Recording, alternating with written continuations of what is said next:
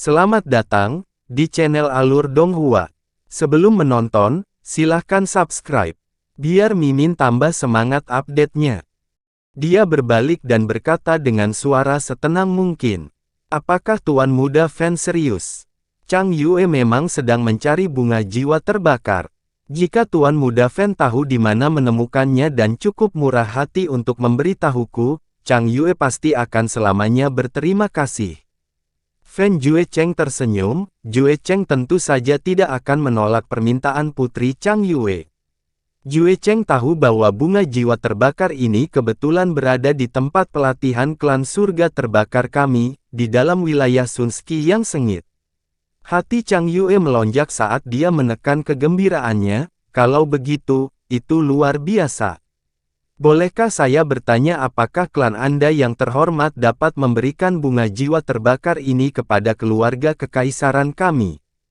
Tidak peduli harga atau kondisinya, klan terhormat Anda dapat berbicara sesuka hati. Fan Jue Cheng menyipitkan matanya saat mereka dengan rakus mendekati kecantikan Chang Yue yang tak tertandingi, kulit yang sangat mulia, dan sosoknya. Dia menjawab dengan ringan. Jue Cheng tidak memiliki suara dalam hal ini. Di wilayah Sunski yang sengit, hanya satu bunga jiwa terbakar yang matang sekali dalam 1 milenium. Seluruh klan menganggapnya sebagai harta paling berharga. Sangat mustahil untuk diberikan kepada orang lain, tapi Fan Jue Cheng berhenti, dan kemudian tersenyum lebih santai. Jika orang yang menginginkan bunga jiwa terbakar adalah anggota dalam klan saya yang sangat membutuhkan bunga jiwa terbakar ini, dengan tambahan saya, permohonan pribadi master klan masa depan, saya percaya itu ayah dan orang tuaku tidak akan sekeras itu, dan mereka pasti akan membantu. Meskipun kata-kata Fan Jue Cheng terdengar lembut, kata-kata itu sebenarnya mengandung sedikit paksaan terbuka. Membiarkan orang luar menjadi anggota klan dalam berarti mereka harus menjadi murid atau mungkin menikah dengan klan surga yang terbakar. Dada tegak Chang Yue sedikit naik dan turun. Namun, dia perlahan menggelengkan kepalanya setelahnya, karena bunga jiwa terbakar sangat berharga bagi klanmu yang terhormat, maka Chang Yue tidak akan membuat permintaan yang tidak masuk akal seperti itu. Saya berterima kasih kepada Tuan Muda Fan atas informasinya, selamat tinggal. Reaksi Ken Yue yang lugas dan tegas berada di luar dugaan Fan Jue Cheng. Ekspresinya menegang, dan dia melihat sosok Chang Yue yang pergi saat alisnya juga perlahan tenggelam. Temperamen kakakku masih sekuat dulu, kata Chang Suo sambil menghadap Fan Jue Cheng. Kata-kata dan tindakannya sebenarnya membawa sedikit rasa hormat. Ini lebih sulit dari sebelumnya.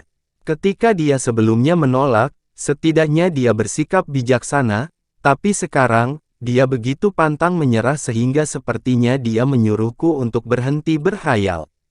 Fan Jue Cheng tampak mengejek dirinya sendiri saat dia tertawa kesal.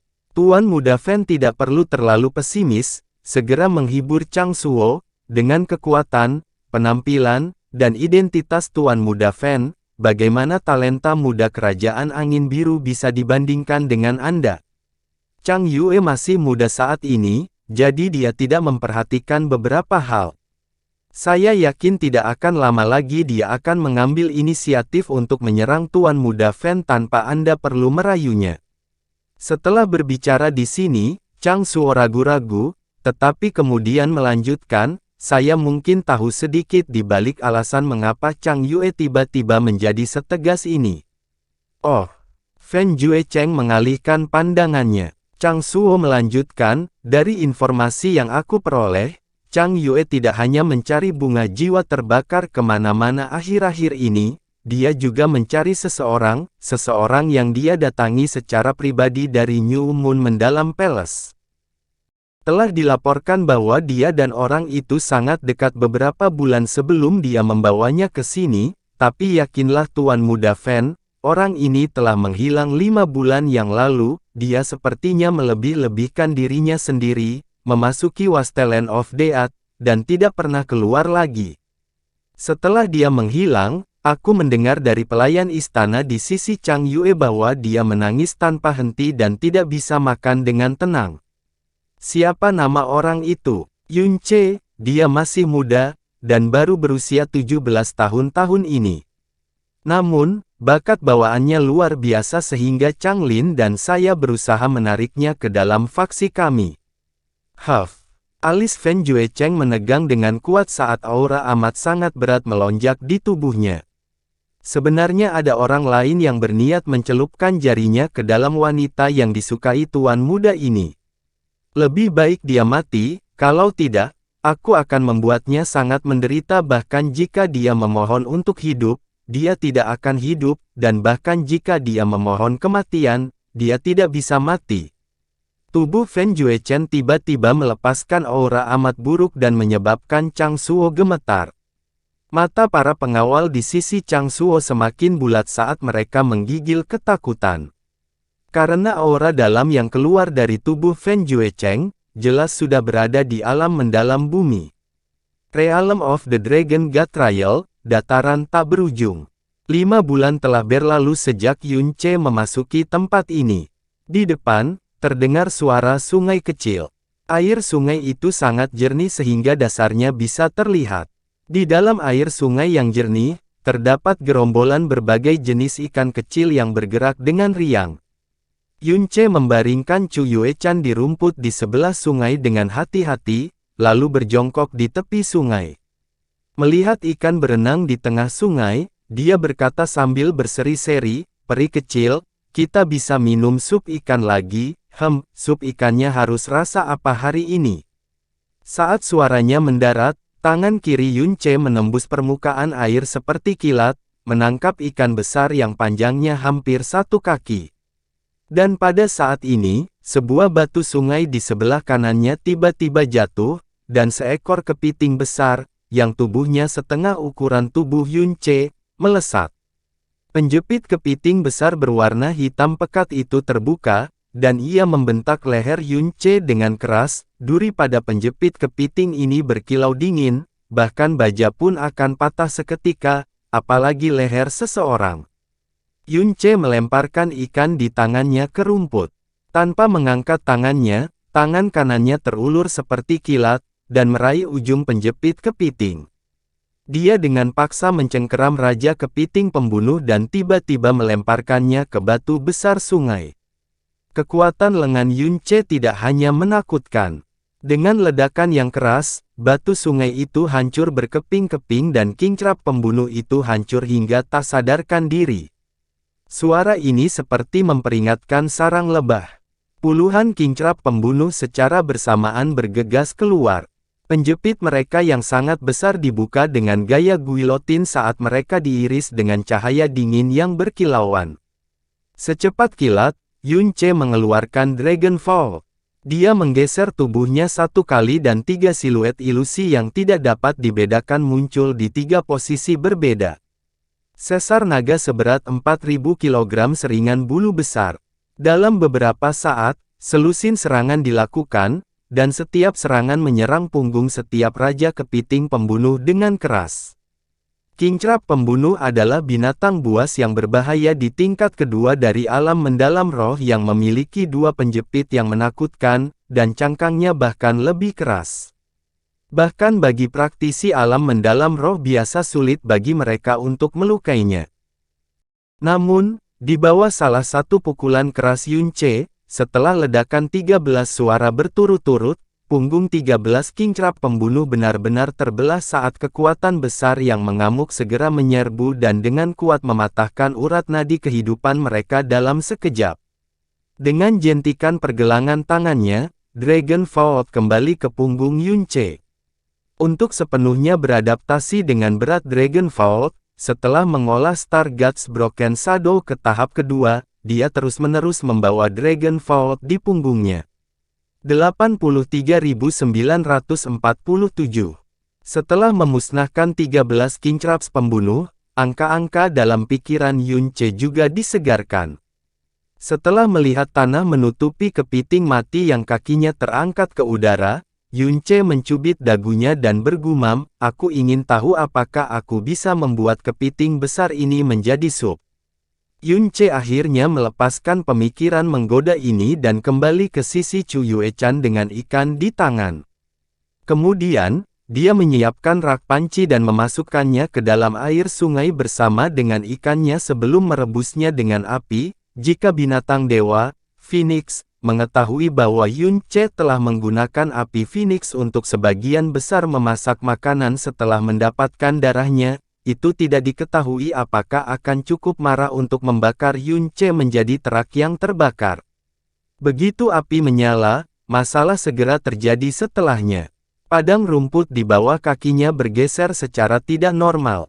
Tidak menunggu benda bawah tanah muncul ke permukaan, Yunce tiba-tiba memasukkan tangannya ke tanah dan dengan paksa mencengkeram cacing tanah berlapis armor mendalam roh yang hendak menyerang. Setelah 2 atau 3 serangan yang memukulnya hingga menjadi simpul yang rapat, ia kemudian dibuang ke kejauhan. Sungguh menyedihkan bahwa cacing tanah berlapis baja ini hanyalah binatang roh mendalam tingkat rendah. Meskipun tubuhnya sekeras baja halus, di tangan Yunce, itu tidak ada bedanya dengan tali rami biasa. Meskipun kekuatan mendalam Yunce lebih rendah, kekuatan lengannya adalah sesuatu yang bahkan tidak bisa ditandingi oleh praktisi mendalam roh tingkat tinggi. Cacing tanah berlapis armor yang telah digulung menjadi simpul-simpul yang rapat bergerak-gerak di atas rumput. Namun setelah kehilangan terlalu banyak darah dalam waktu yang lama, ia tidak mampu lagi bergerak. 83.948. Kata Yunce keras dengan suara rendah. Tepat setelah dia selesai menghitung dengan suara keras, lengannya tiba-tiba terayun ke atas dan Phoenix Flame melesat ke arah 2 Fierce Stormhawk di atas kepala yang akan menukik ke bawah, membuat mereka jatuh setelah ledakan. Setelah 5 bulan penguasaan komprehensif ini, dia tidak lagi membutuhkan pedang berat untuk melepaskan Phoenix Break, dan juga dapat mengaktifkannya dengan lambaian lengannya, karena bahkan lengannya dapat dianggap sebagai pedang yang berat. Dengan panasnya nyala api Phoenix, bahkan tidak butuh waktu 60 napas untuk menyiapkan sup ikan. Setelah menyendok sup ikan, Yunce dengan hati-hati meniupnya agar tetap dingin dan tiba di sisi peri kecil. Sambil menopang tubuh bagian atas, dia mengangkat mangkuk kecil ke bibirnya. Sini, tidak panas lagi. Chu Yuechan membuka mata indahnya dan membuka bibir lembutnya. Dengan menggunakan sedikit kekuatan yang dimilikinya, dia dengan ringan menyesap dan meminum sup ikan. Tepat saat dia menelan sup pertamanya, tangisan yang tidak wajar terdengar dari atas. 6 burung raksasa berwarna hijau tua berekor sangat panjang turun dari 6 arah berbeda di Yunce. Tanpa mengangkat kepalanya, Yunce mengayunkan tangan kirinya ke atas dan mencengkeram Dragon Vault di antara jari-jarinya. Setelah mengunci posisi 6 burung besar Verdure, Yunce terus mengayunkan Dragon Vault 6 kali dalam 2 tarikan napas. Pada nafas ketiga, dia telah menarik Dragon Vault dan meletakkannya kembali di punggungnya. Di antara teriakan Phoenix yang kacau, 6 Phoenix Breaks melonjak ke langit, secara akurat meledak ke Verdure Greatbird yang berada di tengah-tengah serangan mereka, dan meledak ke arah mereka satu persatu. Selama seluruh proses ini, tidak ada setetes pun sup ikan di mangkuk kecil yang tumpah. Chu Yuechan juga tidak terkejut, dan bibirnya yang bersalju tidak pernah meninggalkan mangkuk kecil itu. Ketika ke-6 burung besar itu terjatuh, setengah dari sup ikan di mangkuk kecil telah dimakan. Karena mereka telah menghadapi situasi seperti ini setiap hari selama 5 bulan terakhir, dia sudah lama terbiasa dengan hal itu, dan bahkan lebih yakin bahwa Yunce dapat menahan mereka dengan sempurna. Dalam periode 5 bulan ini, mereka menjadi sasaran semua jenis serangan binatang buas hampir setiap saat. Periode di antara keduanya bervariasi, tetapi tidak pernah berhenti. Perkataan, tidak akan pernah bisa tidur nyenyak atau makan dengan tenang yang dikatakan oleh Primordial Azure Dragon tidak sedikit pun dilebih-lebihkan atau dibuat-buat untuk menakut-nakuti mereka. Tingkat kesulitan uji coba tahap ini 10 kali lebih sulit daripada uji coba pertama. Apa yang menakutkan, bukanlah level binatang buas yang dalam yang terlalu tinggi, juga bukan jumlah binatang buas yang sangat besar. Itu lebih merupakan rentetan serangan yang tak henti-hentinya. Mereka datang dari tanah, bawah tanah, di dalam air, dari langit, dan binatang buas apapun bisa menyerang kapan saja. Jika seseorang menenangkan pikirannya bahkan untuk sesaat, dia mungkin kehilangan nyawanya. Dalam situasi seperti ini, kemungkinan besar akan bertahan selama 2 hari. Bahkan 3 atau 4 hari pun bisa ditanggung, tapi ketika periode waktu terus memanjang, bahkan jika tubuh seseorang bisa menahan tekanan, keruntuhan pikiran seseorang juga mungkin terjadi. Jika orang lain dengan kekuatan besar yang lebih kuat dari Yun Ce akan melakukannya, 1 kali lipat ditukar, hampir mustahil bagi mereka untuk melanjutkan. Namun hanya untuk Yun Ce, tingkat kesulitan uji coba ini tidak jauh lebih tinggi dari tahap pertama. Karena di kehidupan masa lalunya, dia justru menghabiskan waktunya untuk diburu. Diburu oleh binatang buas di dataran tak berujung ini tidak diragukan lagi menakutkan, tapi di kehidupan masa lalunya, dia sebenarnya pernah diburu oleh sekte, klan, dan ahli terkuat. Terlebih lagi, hal itu berlangsung selama 7 tahun penuh. Dalam 7 tahun itu, kewaspadaan, persepsi, kecepatan reaksi, dan kemampuan serangan baliknya juga disempurnakan ke tingkat yang sangat menakutkan. Setelah bereinkarnasi, tidak ada kemungkinan kemampuan itu muncul ke permukaan. Tapi diburu oleh binatang buas yang tak terhitung jumlahnya di dataran tak berujung ini, kemampuannya terangsang sekali lagi. Di bawah pemulihan Yun Ce, meskipun meridian Chu Yuechan masih belum pulih, kondisi tubuhnya sudah jauh lebih baik. Wajahnya, yang semula seputih selembar kertas, telah kembali ke warna aslinya. Namun, seluruh tubuhnya masih lumpuh, dan hanya lengan kanan dan tangan kanannya yang bisa bergerak sedikit. Di tempat yang sangat berbahaya ini, agar Yun Ce dapat melindunginya dengan baik, dia harus tetap berada di sisinya. Untuk setiap makan, Chu Yuechan tidak bisa makan banyak dan semangkuk kecil sup ikan sudah cukup. Chu Yuechan, yang telah selesai minum sup ikan, menutup matanya dengan lembut dan berbaring di dada Yun Ce dengan damai.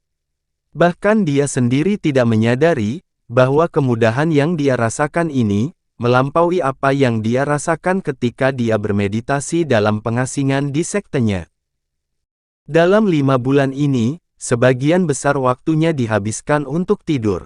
Satu-satunya hal yang dia habiskan lebih banyak waktu selain tidur, adalah di pelukan Yun Ce. Dari penolakan pertama, hingga penerimaan bertahap, dan akhirnya terbiasa sepenuhnya. Setelah dia terbiasa, tanpa sadar dia akan benci meninggalkannya.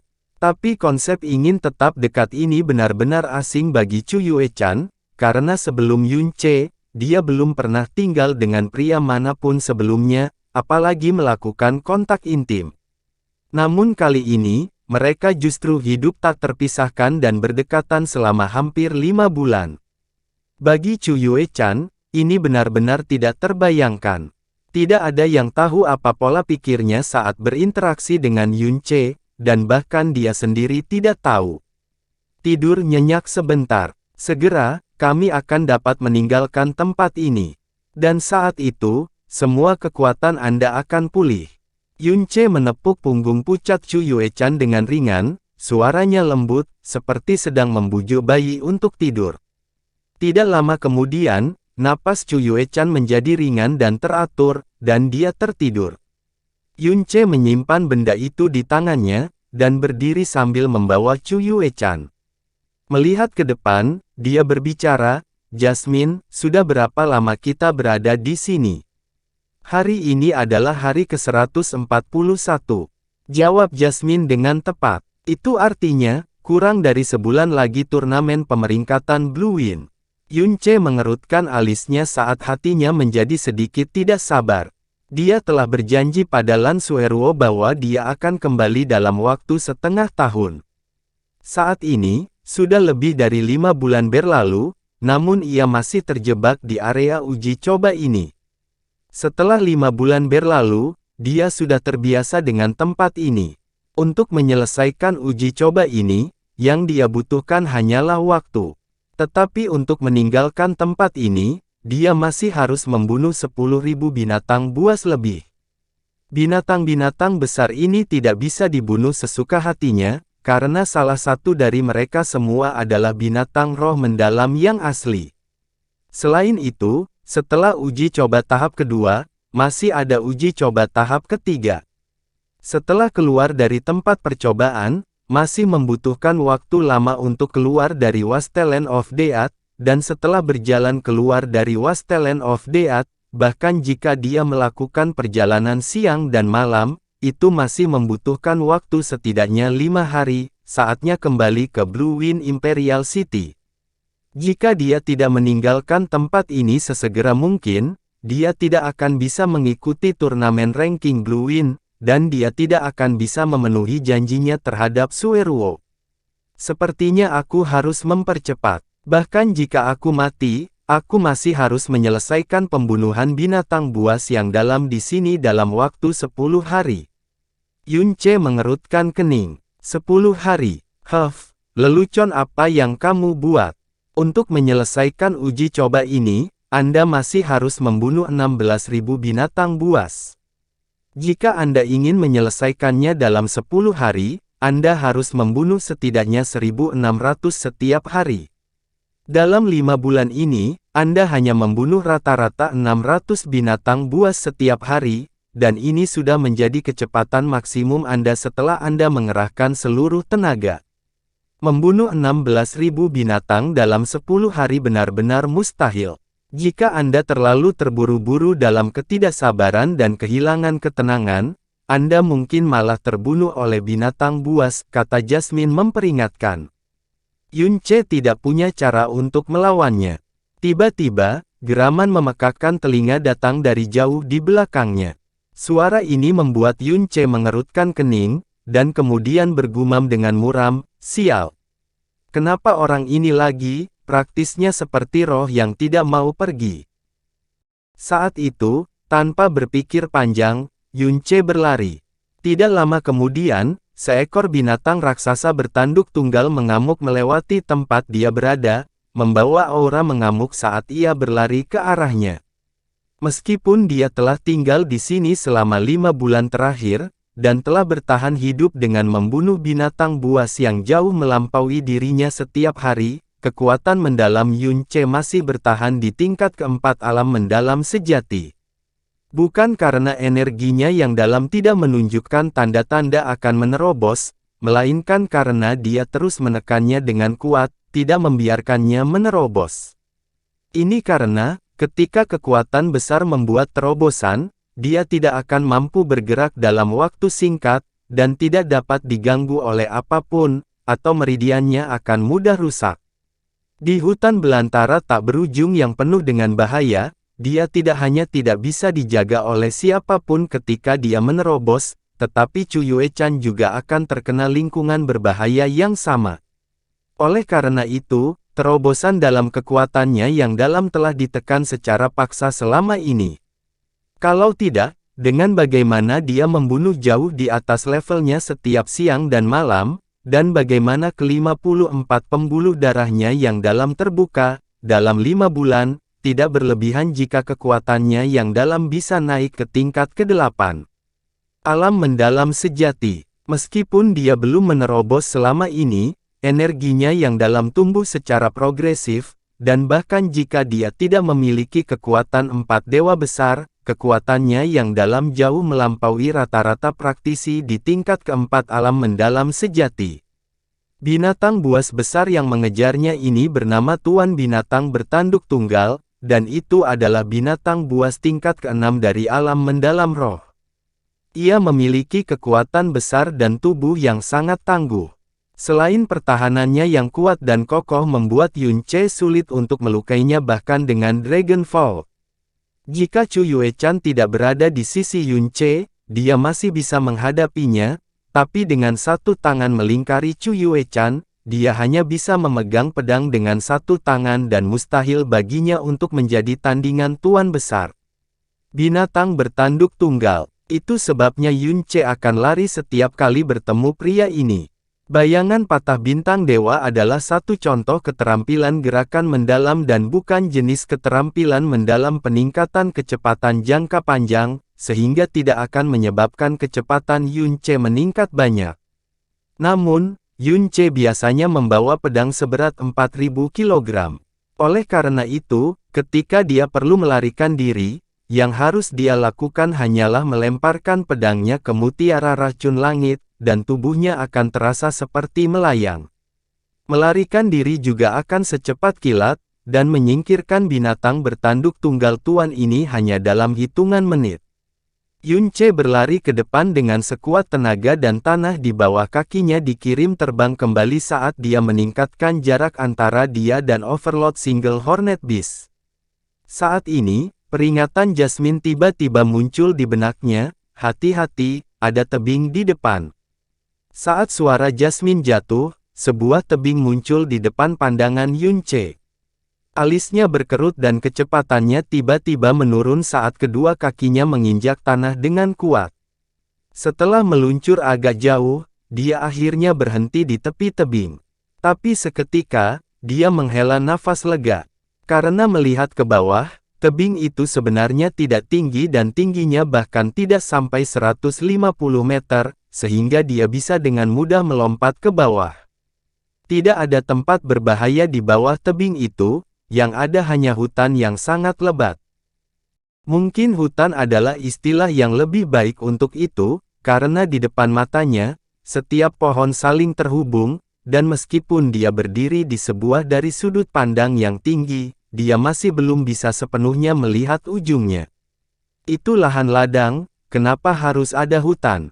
Yunce bergumam dan hendak melompat ke bawah, ketika tiba-tiba, angin kencang dan berbahaya datang dari sisi kanannya. Yunce melirik ke samping dan lengan kanannya terentang seperti kilat saat dua jari mencubit benda tipis, dingin, dan licin dengan kuat.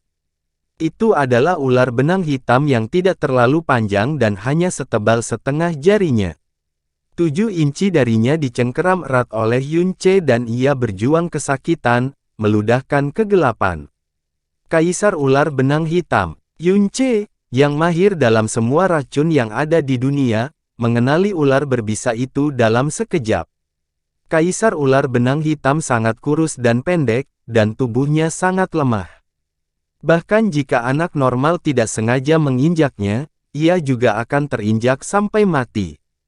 Tapi ular kecil dan lemah seperti ini dinobatkan sebagai kaisar, dan sebenarnya adalah binatang roh mendalam yang mahal. Ini karena ia memiliki toksisitas dan kecepatan yang sangat menakutkan meskipun ukurannya besar. Semua yang bersentuhan dengan taring beracunnya, selama mereka berada di bawah alam mendalam roh, pasti akan mati dalam waktu 10 napas. Bahkan jika mereka yang berada di alam mendalam roh digigit olehnya, mereka tidak akan bisa hidup lebih dari 1 jam tanpa penawarnya. Selain itu, karena ukurannya yang kecil, sangat sulit ditemukan. Saat bergerak, itu menyerupai sambaran petir hitam, jadi orang tidak punya kesempatan untuk menghindarinya. Semua binatang mendalam roh, dan bahkan binatang mendalam bumi yang bertemu dengannya harus mengambil jalan memutar, jangan sampai mereka terlambat. Dengan Sky Poison Pearl di dalam dirinya, bahkan jika Yunce digigit olehnya, dia tetap tidak terpengaruh sedikit pun. Menatap kaisar ular benang hitam ini, dia tiba-tiba berbalik untuk menghadapi binatang bertanduk tunggal tuan yang sudah mengejar ke arahnya. Menggeser kaisar ular benang hitam dari tangan kanannya ke kiri, dia menggunakan mutiara racun langit untuk langsung menyedot semua racunnya, dan kemudian, membuangnya, dia mengeluarkan pedang jiwa harimau yang sudah lama tidak dia gunakan, dan menyeka racun ke bilah pedang jiwa harimau. Sepertinya ini pertama kalinya kamu menggunakan racun setelah racun Sky Poison Pearl menghilang. Melihat ujung pedang jiwa harimau, pemandangan tragis dari sejumlah besar mayat akibat pelepasan racun ke seluruh kota pada tahun itu terlintas di benaknya. Tatapannya diam-diam menjadi gelap sedikit, dan dia kemudian bergegas menuju binatang bertanduk tunggal tuan seperti angin kencang. Melihat manusia yang biasanya melarikan diri saat dia melihatnya tiba-tiba bergegas ke arahnya kali ini, binatang bertanduk tunggal tuan berhenti sejenak dalam kebingungan, dan kemudian, dengan suara gemuruh, ia memperlihatkan taringnya dan menerkam ke arah Yunce. Cakar Overlord Single Hornet Beast melesat melintasi salah satu bayangan ilusi Yunce, sementara Yunce bergerak secara horizontal dari tempatnya semula. Bergegas ke sana dari sisi kanannya, dia mengumpulkan kekuatannya yang dalam ke pedang jiwa harimau dan dengan kejam menebas sisi kanannya, meninggalkan goresan 2 inci, meninggalkan luka yang cukup untuk mengeluarkan darah. Yunce berhenti dan pedang jiwa harimau di tangannya telah disimpan, dan ditukar dengan kesalahan naga.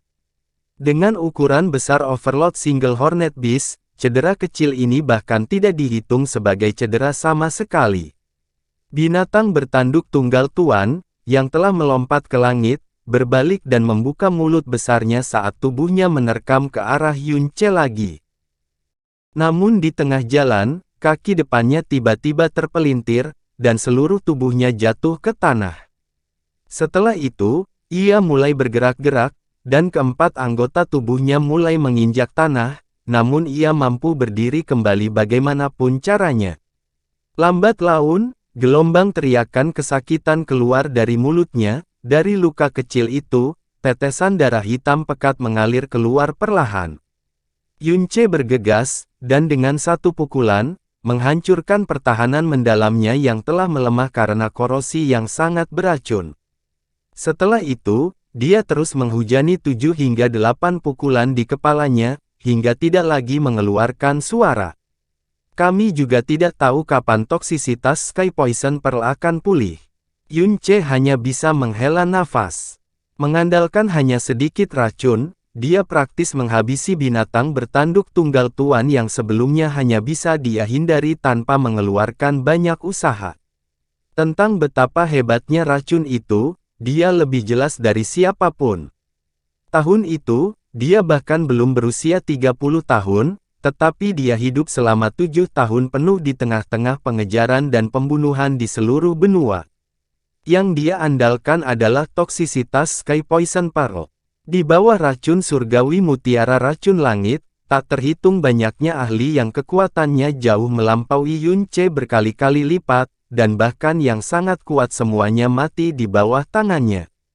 Jika mutiara racun langit masih memiliki kekuatan beracunnya, maka di dalam tempat percobaan ini, saat racun surgawi menyebar, apalagi 99.999